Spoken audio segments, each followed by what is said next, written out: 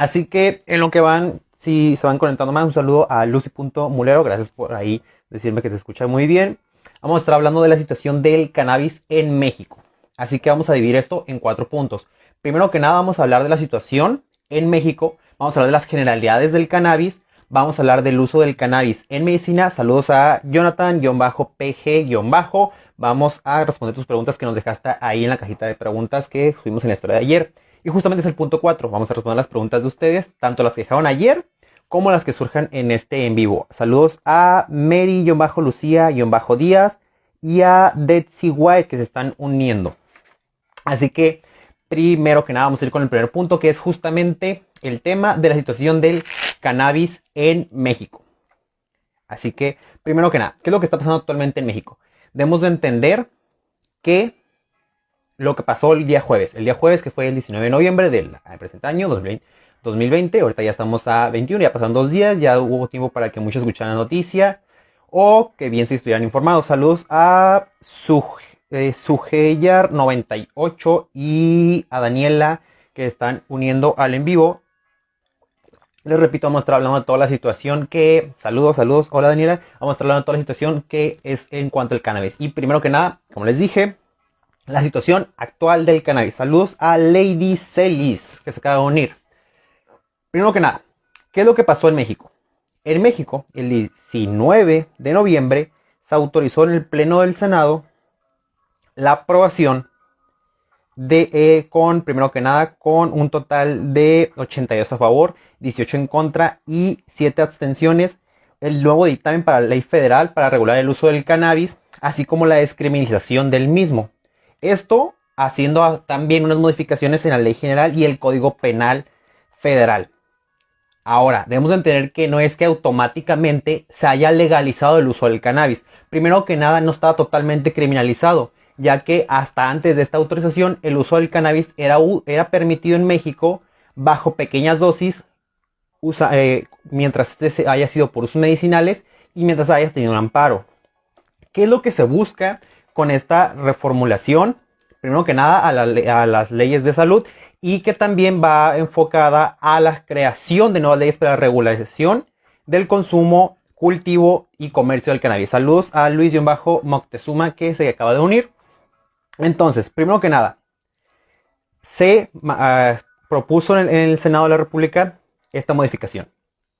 Después de los argumentos a favor, los argumentos en contra, de diferentes posturas, se llevó a la autorización. ¿Y qué es lo que nos dice esta autorización? La autorización nos dice que por parte de la Secretaría de Salud se va a crear un organismo independiente de la Secretaría de Salud, lo cual es el Instituto Mexicano de Regulación y Control del Cannabis.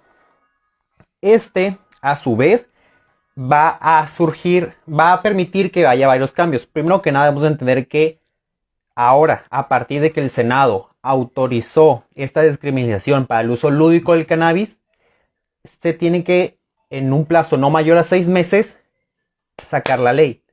Pero antes de eso, tienen hasta el 15 de diciembre en la Cámara de Diputados para aprobar el dictamen. Posterior a que la Cámara de Diputados apruebe el dictamen, entonces tendría que ahora sí formularse la ley, la cual sería ahora sí promulgada por el presidente Andrés Manuel López Obrador. Saludos a Danadi409 que se acaba de unir a la transmisión. Como les voy repitiendo, vamos a estar hablando de las noticias del cannabis en México. Entonces, ok, van a pasar 6 meses, o no deben pasar más de 6 meses para que se lleve a cabo toda la reformulación a la ley. ¿Qué es lo que nos habla esta ley? Primero que nada, como les dije, el consumo no estaba totalmente criminalizado. Sí se podía bajo amparo, bajo usos medicinales y bajo bajas dosis. ¿Qué es lo que el cambio que pasa? Saludos a Elena Rivera, que se acaba de unir a la transmisión en vivo del uso de cannabis en México. Entonces, los principales cambios son que las personas mayores a 18 años van a poder hacer uso lúdico del cannabis. Ahora, para consumo personal, las personas solamente pueden tener en su casa, cultivar 6 plantas.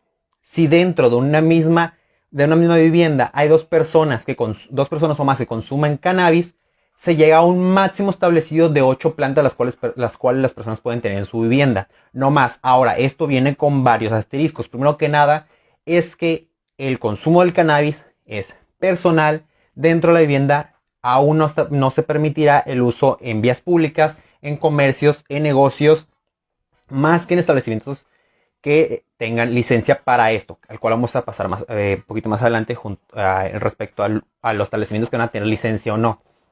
Entonces, algo muy importante es que dentro de una vivienda donde haya consumo de cannabis, no puede haber menores de edad, tanto en el momento del consumo, el momento del cultivo y el momento del tratamiento. No puede haber menores de edad y, muy importante, el uso en el hogar aún así está restringido mientras no afectes a otras personas. Saludos a el amigo Godín que se acaba de unir a la transmisión del uso de cannabis. Entonces, si por ejemplo tu vecino consume cannabis y no solamente el olor, sino que sabes que te está afectando a ti el consumo de él del cannabis, entonces ahí ya no está actuando bajo la ley. Entonces, no es nada más que ya todo el mundo puede usar el cannabis a partir de que se lleve a cabo esto. No, van a tener que pasar 6 meses para que se promulgue la ley. Y aparte, viene con todos esos asteriscos que estoy mencionando. Saludos a Evelyn NTVRP, que se acaba de unir a la transmisión. Y muy importante, ¿cuánto puedo portar de cannabis? El límite que nos manda la ley es de que a partir de 28 gramos a 200 gramos, si te encuentras con esa cantidad, las autoridades pueden mandarte hacia el cívico bajo una multa que puede ir desde los 70 a los 120 de salarios, que puede ir desde los 5,200 hasta los 10,000 pesos. Eso de 28 a 200 gramos. Ahora, estoy hablando del cívico. Cuando te excedes de los 200 gramos, entonces ya las autoridades pueden remitirte al penal y entonces ya habría, pues, desde multas más fuertes hasta ahora sí que la privación de la libertad. Eso es en cuanto al consumo personal, pero ¿qué de los establecimientos? ¿Ya no poder haber establecimientos donde yo pueda ir y comprar mi cannabis? Sí se va a hacer la autorización para que ciertos establecimientos puedan vender, cultivar cannabis. ¿Cuáles van a ser las directrices marcadas por estos establecimientos? Aún no son emitidas, ya que se debe de llevar a cabo la ley. Y entonces sabríamos cómo tú podrías tramitar un permiso para que tú puedas vender cannabis y cultivarlo. Ahora, algo muy importante, este cannabis que se va a consumir no debe ser mezclado con psicoactivos, no se debe mezclar con alcohol, no se debe mezclar con tabaco, no se debe mezclar con energizantes, entre otros.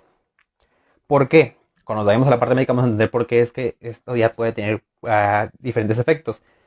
Entonces, otra cosa que autoriza esta despenalización al cannabis, y muy importante, es que le pone mucho énfasis al campo mexicano, ya que, como sabemos, no es algo que tengamos ajeno. El cannabis es algo que se cultiva, es algo que se vende, es algo que se comercia en el día a día. La única diferencia es que está totalmente criminalizado y ahora lo que queremos es descriminalizarlo. Con todo esto, hay una atención focalizada hacia el campo para que las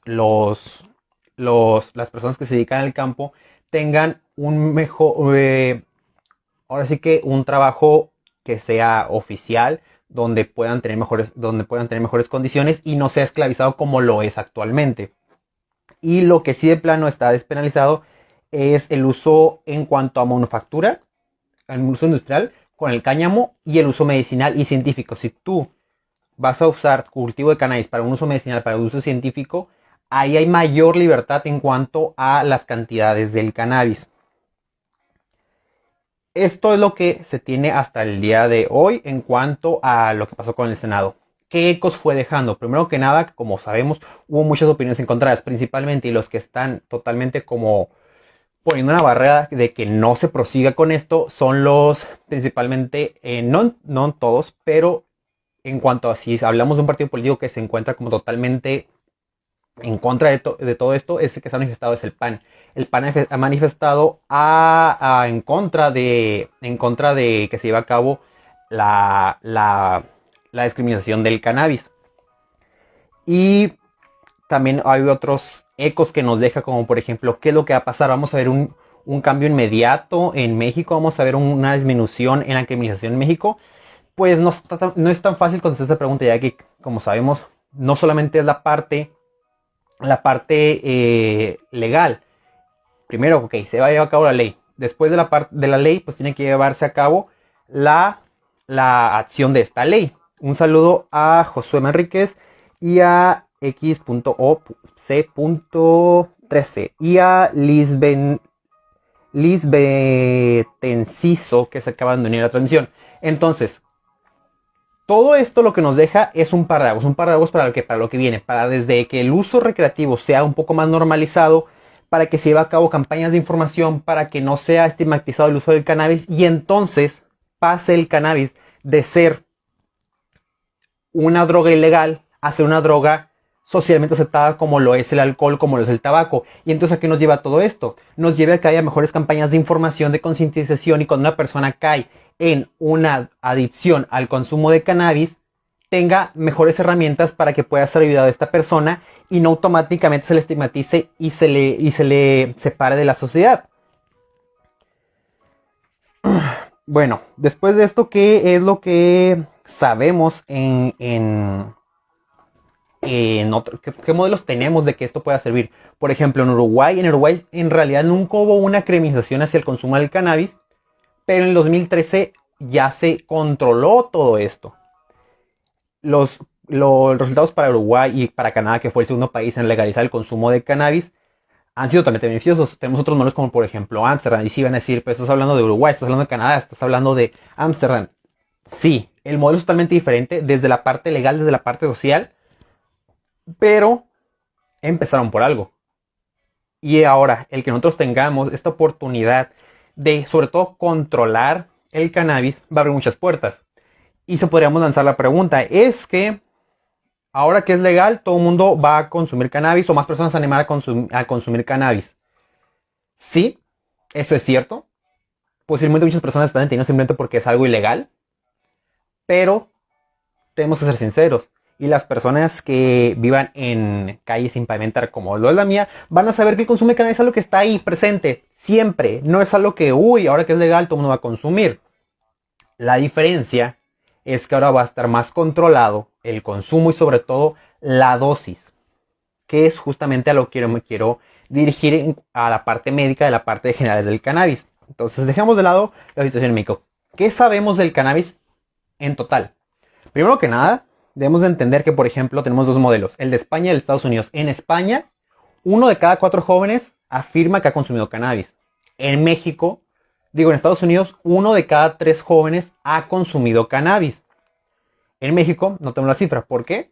¿Por qué será? No hay un control, no hay regulación. Y al estar tan estigmatizado todo eso, las personas no se animan en las encuestas en decir como que sí he consumido cannabis, no he consumido cannabis. Ahora la pregunta es, ¿ustedes han consumido cannabis? Ahí dejan su like o un punto para saber si han consumido cannabis. No se les va a juzgar. Pero aquí, ok, entendamos. ¿Qué es el cannabis? Primero que nada, el cannabis se le designa sobre todo a la planta del cannabis sativa. Debemos entender aquí que hay 3 tipos de cannabis. La cannabis sativa, la cannabis indica y la cannabis ruralis. Son como así decirlo, las primeras 3 originales. Cada una tiene ciertas características. La cannabis sativa es caracterizada por ser un poco más alta, con las puntas más alargadas, más delgadas. Principalmente es de Asia, de América y de África. Las raíces son delgadas y están totalmente esparcidas. Tiene efectos activos, psicoactivos. La indica, por su parte, es un poco más chaparradita, más robustita. Las raíces son más cortas. Esta principalmente es de Pakistán y de la India.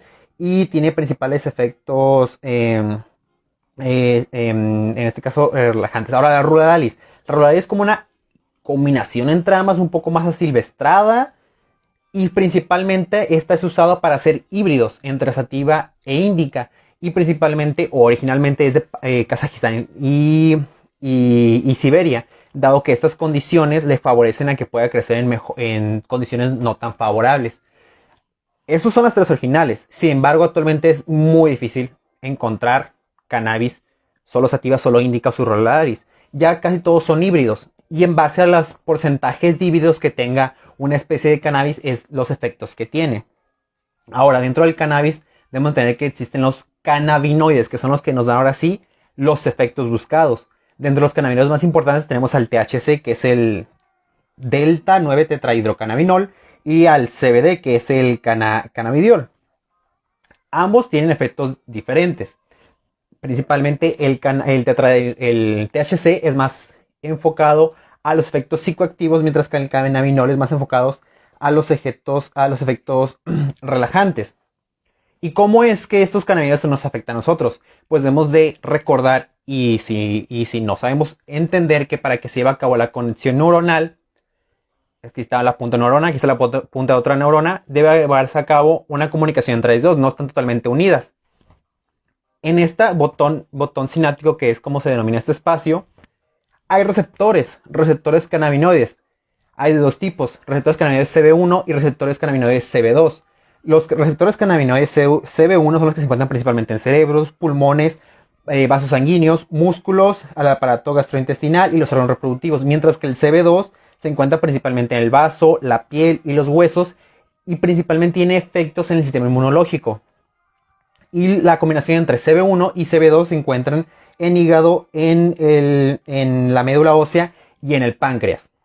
Ahora, ¿esto qué es lo que sucede? ¿Cuál es el efecto directo de los cannabinoides en nosotros? Normalmente, para que se lleve a cabo la comunicación neuronal, esta neurona transmite a esta neurona y después esta neurona transmite a la que sigue. Y se va dando una comunicación de 1 a 1, 1 a 1, respetando cierta pausa entre ellos. Cuando hay activación de los cannabinoides, esta pausa no se da. Entonces, el impulso baja de aquí a acá y de aquí a acá sin hacer pausas, lo que hace que el cerebro esté más activo, psicoactivo. ¿Cuáles son los beneficios de eso? Bueno, los beneficios que muchas personas conocen es que te vuelves, por así decirlo, más elocuente con tu pensamiento, tienes mayor apertura de imaginación. Pero ¿qué es lo que realmente, por qué se da este efecto? Es porque no hay pausas, y eso nos puede llevar también a que de repente pases de, si quieres focalizar tu pensamiento en algo, lo vas a hacer, porque tu mente, lo que está presente en su mente en ese momento es lo que va a estar ahí como algo que tienes que cumplir. Sin embargo, también puede llevarte a que si va pasando una mosca, te quedes pensando en esa mosca y te quedes clavado en la mosca, imaginando una vida de la mosca, cómo vive y cómo muere, y te quedas perdido en esa mosca. Entonces, esos son los principales efectos que tiene los cannabinoides dentro de nosotros. Y ahora, ¿cómo se consume normalmente el cannabis? Muchos de aquí pues, ya deben de saber, el cannabis o puede ser bien inhalado o puede ser bien consumido por tu boca. En cuanto al inhalado, pues hay varias presentaciones, desde fumarse hasta el vapor. Y desde consumibles, pues tenemos las bebidas y los comestibles. ¿Cuál es la diferencia principal entre estos dos? Pues la vía en la cual va a llegar los cannabinoides hacia el sistema nervioso. Si es inhalado, pues tú inhalas, entra el humo, entran los gases, se va a cabo el intercambio gaseoso en la membrana alveolar, y rápidamente los cannabinoides entran a tu torrente sanguíneo y viajan al cerebro. Por eso el efecto es más inmediato. Sin embargo, cuando hablamos de consumibles, pues imagínate que te comes un brownie. Entonces consumes el brownie libera primero a tu estómago, debe ser digerido para poder pasar después al intestino. Después del intestino, este debe ser absorbido por las microbiosidades del intestino para ahora sí pasar al torrente sanguíneo. Por eso es que el cannabis se dice que pega después o pega más. No es que pegue más, simplemente al principio no lo sentiste porque no entró a tu torrente sanguíneo cuando lo consumiste. Entró al torrente sanguíneo después de que se va a cabo la digestión. Y por eso es que no puede ser tan controlado el consumo de cannabis consumido como lo es inhalado.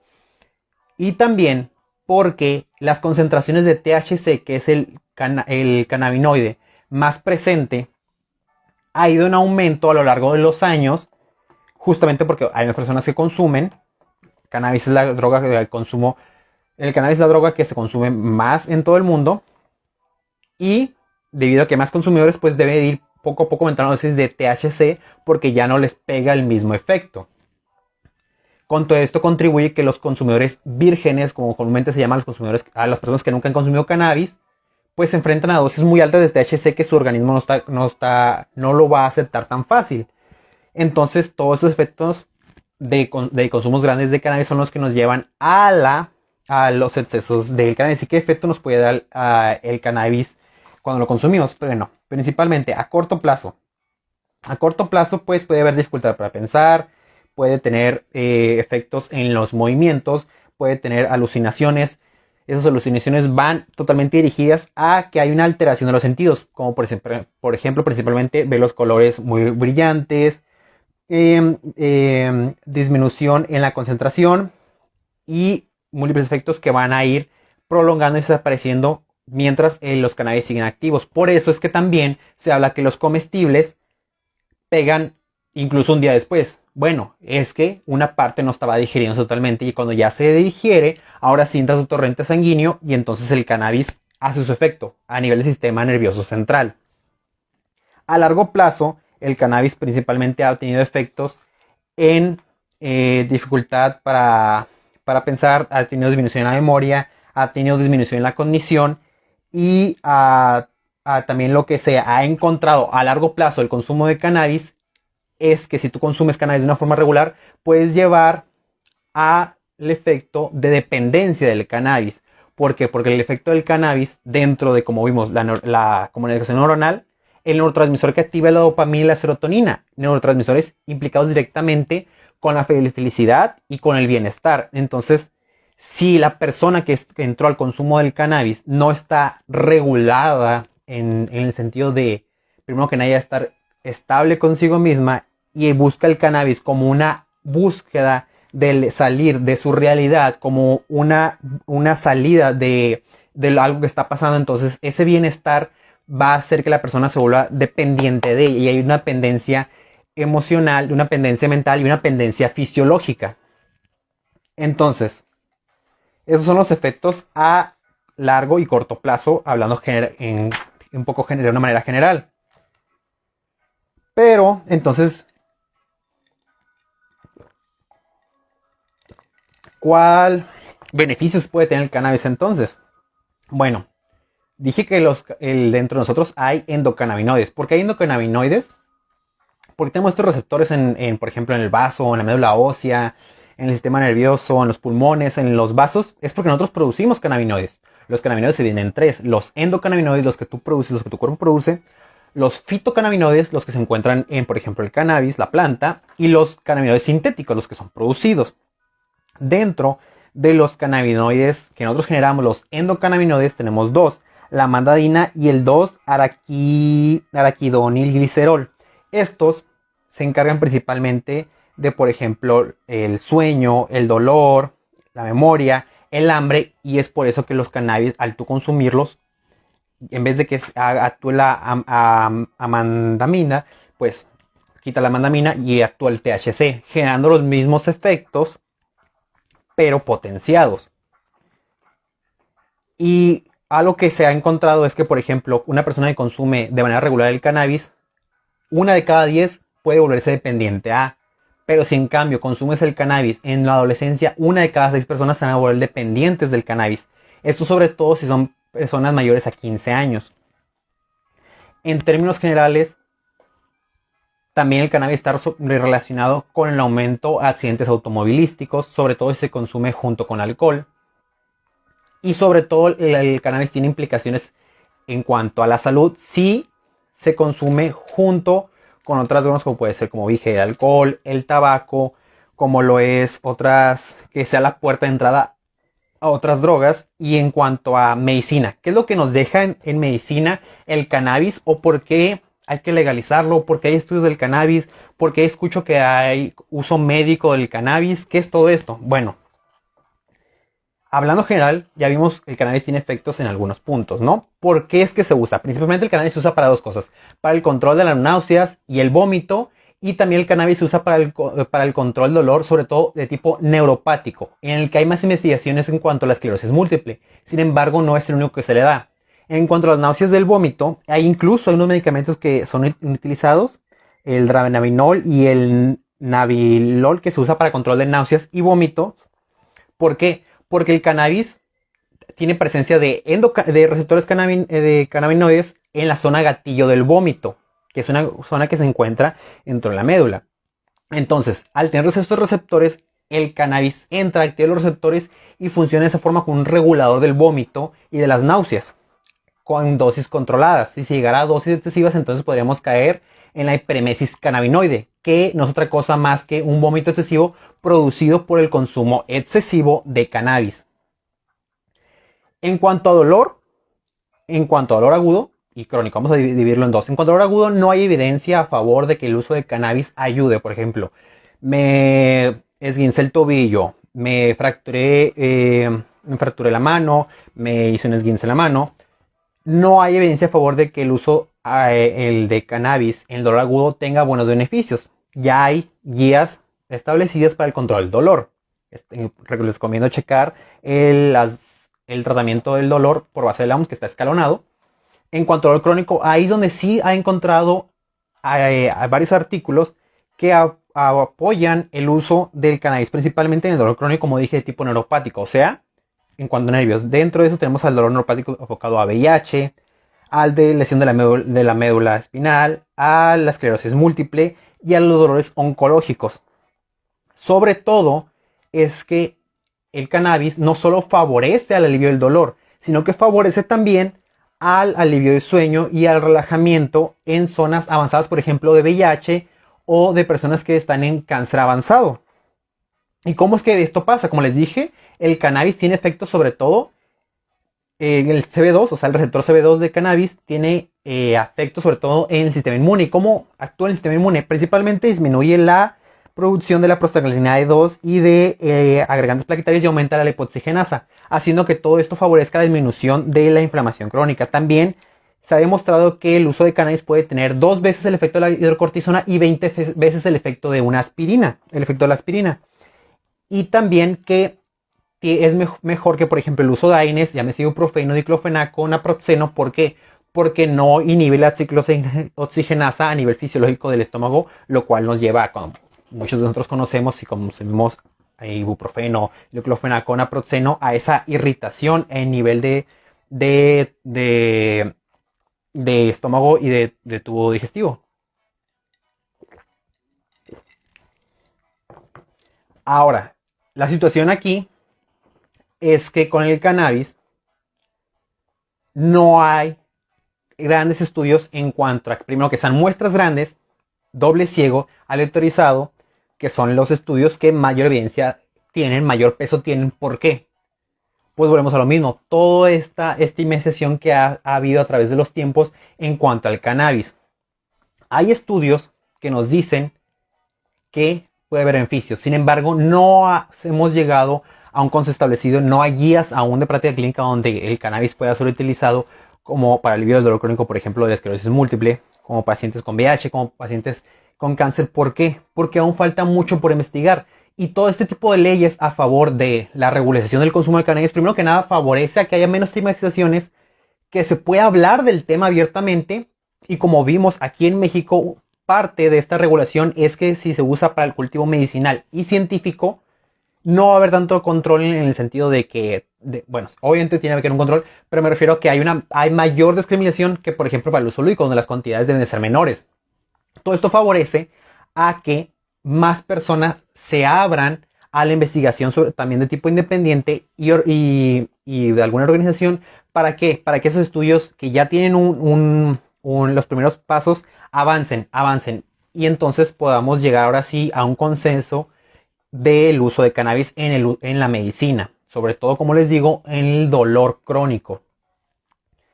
Eso es en cuanto a cannabis en México, el uso del cannabis en general y el cannabis en la medicina. Ahora, contestando las preguntas que se dejaron en la sección de ayer, primero que nada está la pregunta de Basibus-bajo, la cual nos pregunta, después de consumir cannabis, obviamente, ¿cuánto tiempo hay que esperar para donar sangre? Ok, es una pregunta importante, porque si nos vamos a las legislaciones para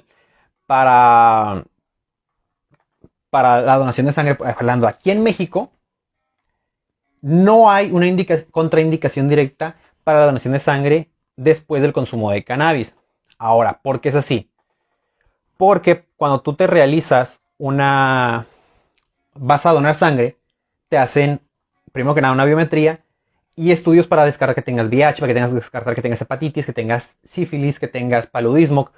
Entonces, no hay una dirigida hacia detectar si hay cannabis o no. Lo que sí nos dice las guías, hablando aquí en México, es de que debes de presentarte a donar sangre bajo plena conciencia de lo que estás haciendo y bajo total disposición a hacerlo. Si una persona se encuentra bajo el consumo de los efectos del cannabis, del alcohol o cualquier otra droga, automáticamente se le va a negar la donación de sangre, sea cannabis, sea alcohol, sea cualquier otra droga. Entonces, no es directamente cuánto tiempo pase después de tu consumo de cannabis, es que tú vayas a la donación de sangre sin los efectos del cannabis, que tú vayas y autorices que estás dispuesto a donar sangre. Dentro de las normas que nos dice el Instituto Mexicano del Seguro Social para la donación de sangre, pues las únicas que nos hablan de sustancias es que no hayas consumido antibióticos, que no hayas sido vacunado en 30 días, que no hayas sido operado en 6 meses, que no tengas tatuajes o perforaciones en los últimos 12 meses. Entre otras cosas, que debes de tener cierto peso, debes de tener cierto ayuno, debes de estar entre ciertas, pero no hay una contraindicación directa para el cannabis. Como dije, ¿por qué? Porque es principalmente que vayas bajo plena conciencia de lo que estás haciendo. Lo que sí se recomienda es que sea posterior a 24 horas pasado el efecto. Esa es una recomendación, no una ley. Pasando a las siguientes preguntas de Omar.Jiménez primero que nada, una pregunta que lanzó es: efectos en enfermedades como Parkinson. ¿Por qué ayuda o por qué perjudica? Ok, tenemos que regresarnos primero al Parkinson. El Parkinson es una enfermedad neurodegenerativa dada principalmente por degeneración de la sustancia negra en el cerebro.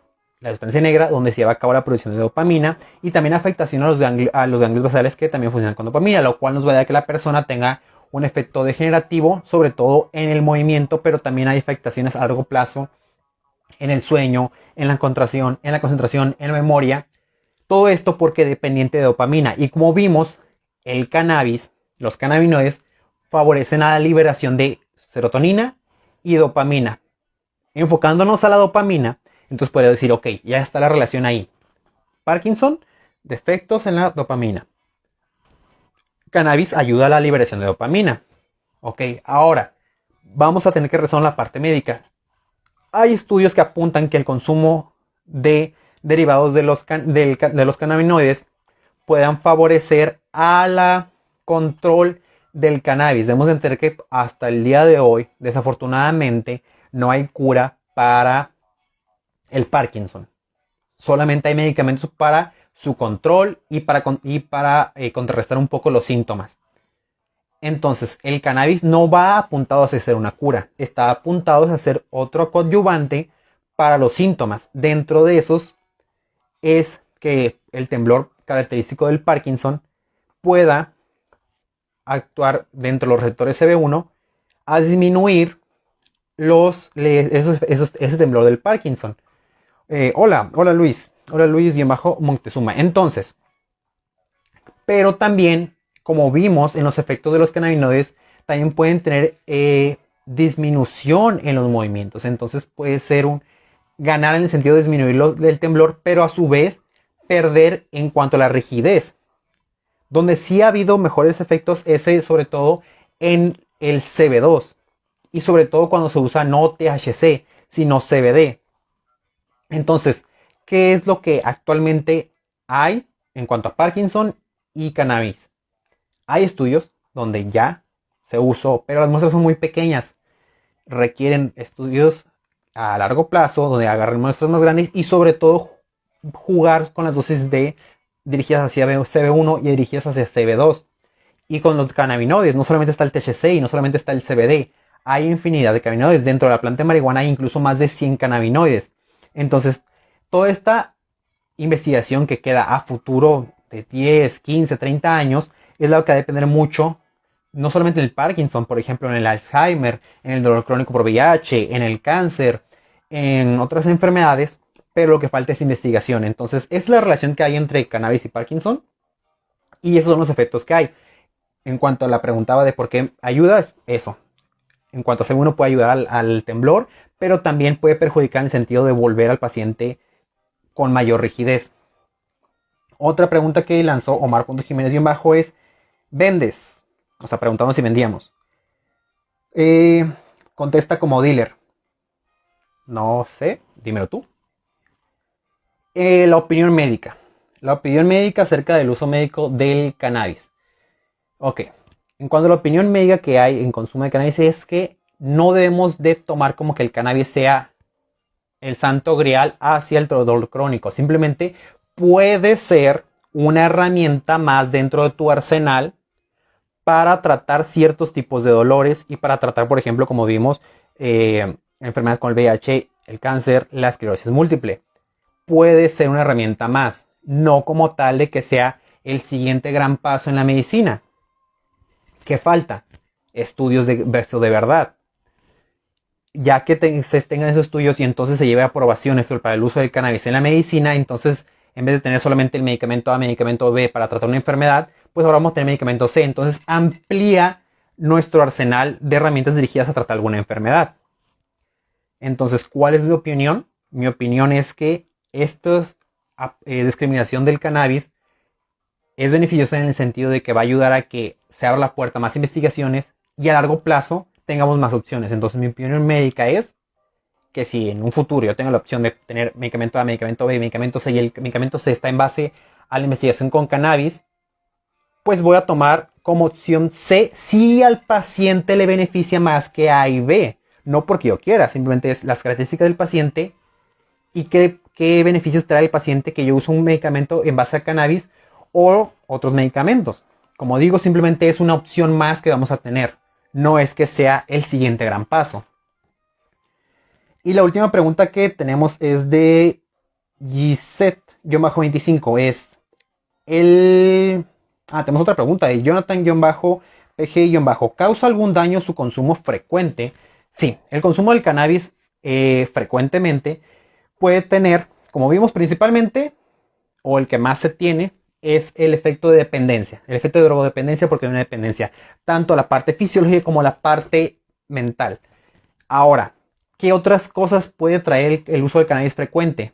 Hay estudios que demuestran que el consumo de cannabis, sobre todo cuando se empieza a consumir más joven, ha tenido mayor implicaciones en rezago escolar, en rezago laboral, ha traído mayores efectos en cuanto a depresión, en cuanto a intenciones suicidas, a otras enfermedades como esquizofrenia, como demencia y a largo plazo, aunque saludos a ampi.salazar, otros efectos que ha tenido el cannabis, no solamente a nivel mental, sino también a nivel cardiovascular y a nivel pulmonar, es que, por ejemplo, cuando se consume junto con tabaco, o sea, el humo del tabaco que se inhala, puede tener efectos aumentando las enfermedades de bronquitis, aumento de flema, aumento de tos. Aún no hay estudios de alto peso para hablar de que el uso de cannabis frecuente lleve a efectos de cáncer pulmonar, porque si nos vamos a la bibliografía de efectos de cáncer pulmonar, estos principalmente se dan en personas que han tenido consumo de tabaco durante gran parte de su vida, sobre todo en edades avanzadas, 50 años. Y el consumo de cannabis no está sobre todo controlado hace mucho, entonces falta investigación de por medio. En cuanto a cardiovascular, ha tenido efectos en pacientes que ya tienen problemas cardíacos y usan cannabis, puede llevarlos a eventos isquémicos transitorios, puede llevarlo a enfermedades vasculocerebrales, puede llevarlos a infartos. Y la pregunta de Gisette-25 es, ¿el cannabis qué complicaciones nos provoca? Bueno, esto se contestó un poco con la anterior, pero te contesto a corto plazo. A corto plazo, aparte de los efectos de disminución de los movimientos, de alteración de la percepción y los efectos de menores niveles de concentración, menores niveles de memoria, pues nos ha demostrado que el consumo de cannabis puede llevarnos a un deterioro social si no es controlado el cannabis. Y quiero volver a lo que nos marca la nueva ley que se puede lanzar entre los próximos 6 meses. Es que esto va a favorecer a que las dosis sean controladas. Si tú vas a tu establecimiento, sepas qué concentración de THC, que sobre todo va dirigido los efectos sobre todo a THC, tú sepas cuánto THC vas a consumir. cuánto THC con cuánta concentración de THC vas a forjar, con cuánta concentración de THC vas a hacer tu brownie. Y también de que sepas de dónde proviene, porque si tú ahorita consumes cannabis, pues aunque tú pienses que no, pues hay una gran mancha criminal detrás del cannabis consumista, a pesar de que tú lo cultivaste de donde conseguiste las semillas. Entonces, a grandes rasgos, la regulación del consumo de cannabis, los efectos obviamente los vamos a ver a corto plazo, no en los próximos 6 meses, no en un año, pero sí va a empezar a ser un tema de hablarse, un tema de estudio, y entonces va a empezar a normalizarse, a hablar del cannabis, a hablar de su consumo, a hablar de su uso medicinal, y a largo plazo podríamos entonces ahora sí evaluar si fue una buena acción o no. Pero eso es en cuanto a las preguntas que nos dejaron aquí. No sé si alguien de los que está activos ahorita en el chat quiere dejar alguna pregunta del cannabis. Ya sea que se les pasó algún dato o simplemente quieren conocer algo del cannabis.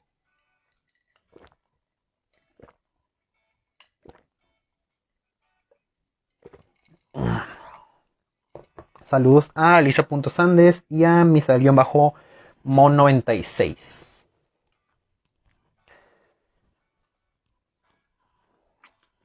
Y a Pablos, que se acaba de unir, aunque ya terminamos. Y Pablos, bueno, eso es en cuanto al cannabis en México, el cannabis como general, el cannabis en la medicina y las preguntas que dejaron acerca del cannabis. Así que, ¿cuánto tiempo crees que falte para tener una dosis recomendada?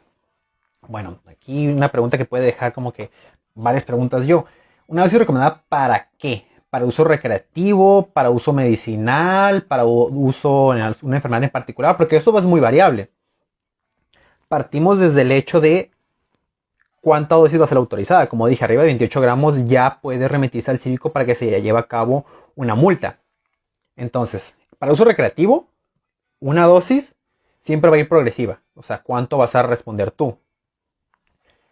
A dosis bajas. Para uso medicinal cambia totalmente. Ya hay no guías, como bien dije, pero sí artículos que se usan. Por ejemplo, hay un artículo para el tratamiento del dolor VIH donde sí hay una dosis establecida en ese estudio. No estoy hablando de guías de práctica clínica.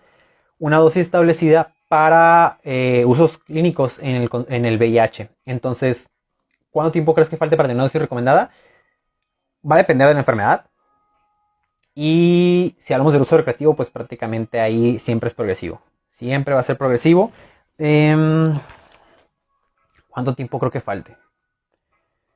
Para que salga en guías de práctica clínica, no espero nada menos de 3 años. En guías de práctica clínica.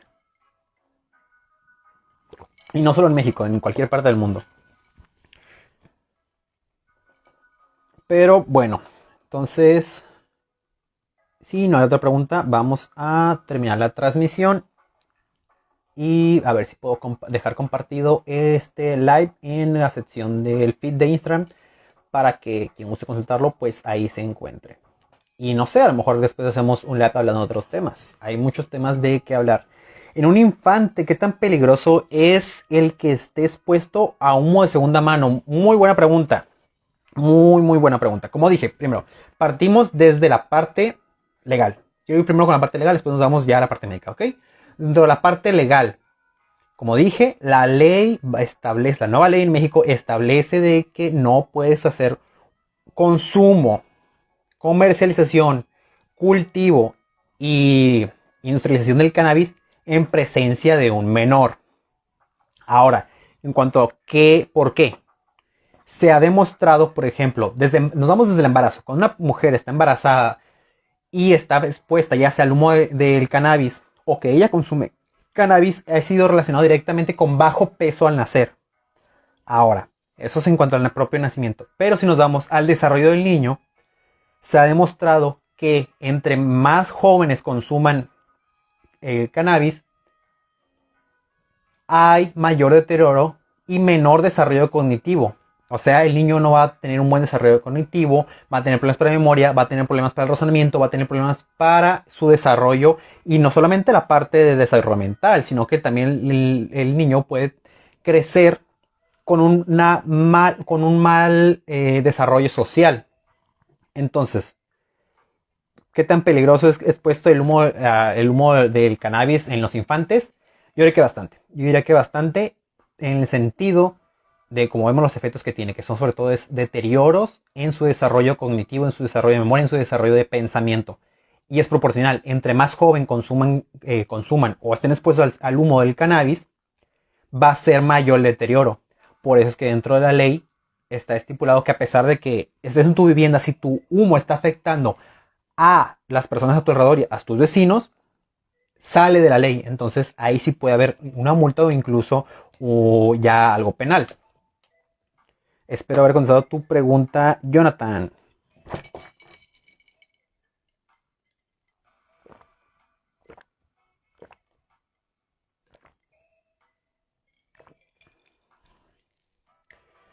Bueno, no hay otra pregunta, entonces vamos a dar por terminado el live. Que sigan pasando un excelente día y bonito fin de semana, lo que resta de su sábado y mañana domingo. Excelente respuesta, muchas gracias. Gracias a ti, Jonathan, por estar aquí pasando con nosotros el rato. Y que pasen una bonita semana. Ya casi se acaba el año, cuídense mucho. Ya casi viene la vacuna. Va a tardar en que se lleve a cabo todo el proceso de distribución, pero cuídense mucho. Lávense sus manitas, usen su cubrebocas y mantengan su distancia. Y si no pueden mantener su distancia, no pasen mucho tiempo en lugares concurridos. De cualquier cosa, nos vemos en otra ocasión. Que pasen una bonita tarde.